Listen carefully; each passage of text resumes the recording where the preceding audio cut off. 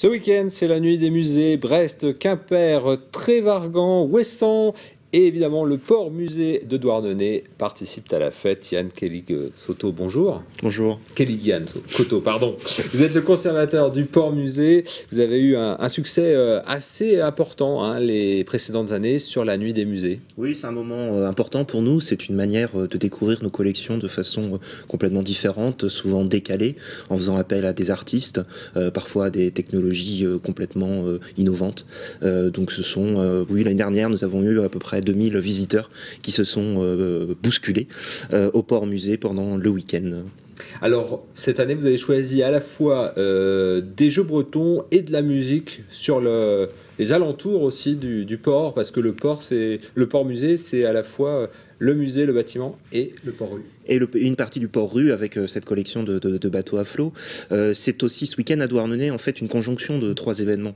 La Rédadec d'un côté, la vie en Reuse de l'autre et la nuit des musées. Alors nous avons décidé de mutualiser un peu nos forces et de proposer un programme couplé sur ces trois événements qui va se dérouler pendant tout le week-end. Donc l'après-midi, jeux bretons, et puis à partir de 21h, 3 fanfares programmées, c'est ça? 4 fanfares? 4 fanfares, alors entre 21h et 23h pour la nuit des musées proprement dit.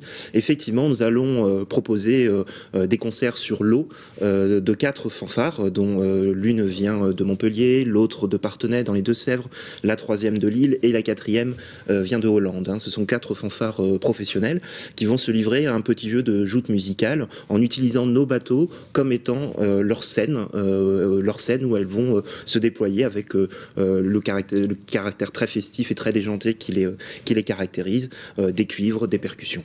Alors, il y aura possibilité aussi de visiter le musée. Bien sûr. Pendant ce temps-là. Jusqu'à quelle heure on peut le visiter? Jusqu'à 23h. Jusqu'à 23h, donc une possibilité de visiter le musée avec ses nouvelles expositions, notamment celle qui est ouverte depuis le 7 avril sur Louis Le Breton. Louis Le Breton, donc c'est des carnets de croquis. Carnet de croquis d'un jeune douarneniste qui avait 20 ans à l'époque et qui en 1837 a participé au voyage de Dumont d'Urville pour la découverte de la Terre Adélie et la cartographie du Pacifique.